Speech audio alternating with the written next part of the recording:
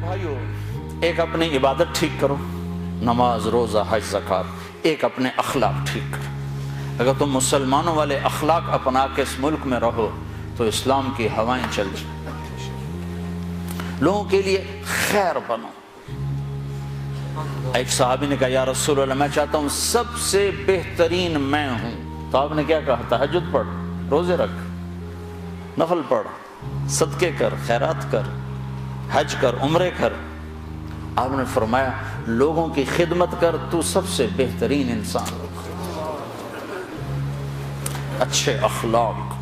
ایک نے کہا یا رسول اللہ میں چاہتا ہوں میرا ایمان کامل ہو جائے، مکمل ہو جائے، تو آپ نے فرمایا تو اپنے اخلاق اچھے کر، تیرا ایمان مکمل ہو جائے گا۔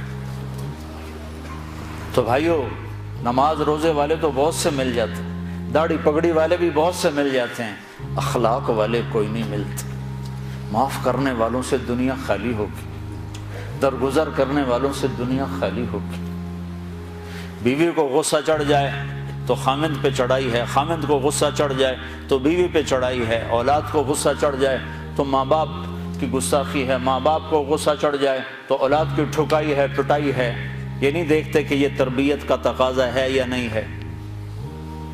بھائی بھائی سے تمہارا کیا رونا رو۔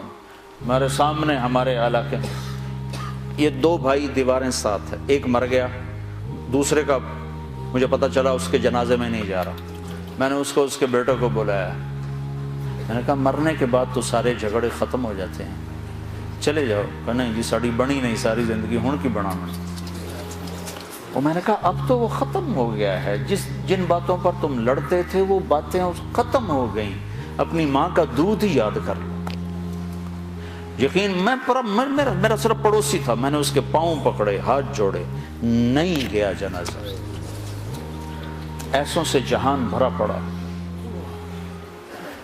ہمارے اخلاق کیا ہیں؟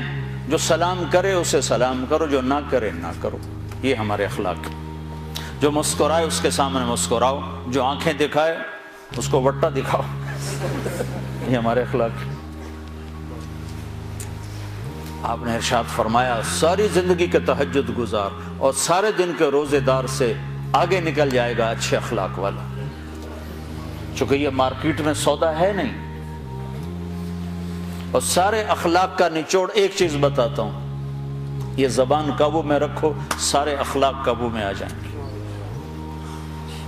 مظفر آباد کشمیر میں ہماری جماعت تھی تو وکلاء کا وفد آیا ملنے، میں نے آدھا پونا گھنٹہ بات کی تو پھر ایک وکیل صاحب کہنے لگے جی ایک نصیحت کر دیں، آپ کی بہت ساری نصیحتیں سنی ہیں، ایک نصیحت کر دیں۔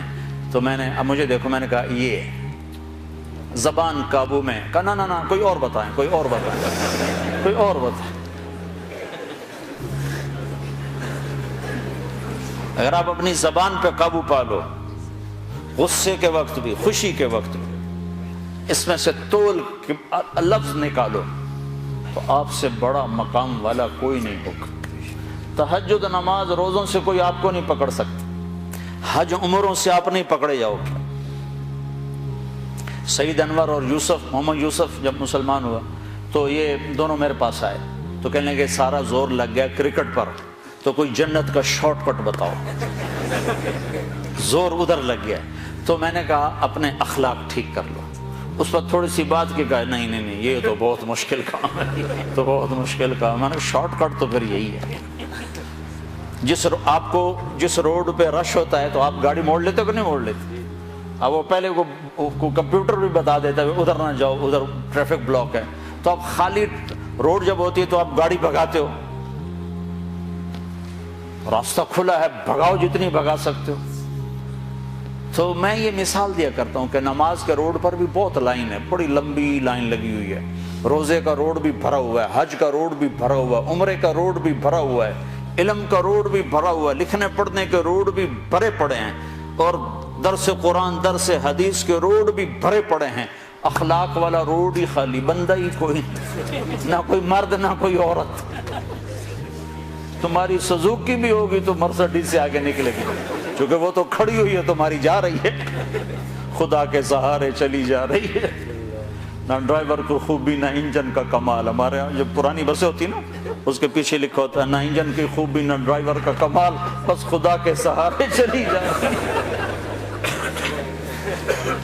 تو میرے رب کی قسم تم یہ مرد عورت اپنے اخلاق اچھے کر لو، تمہیں پکڑ کوئی نہیں سکتا.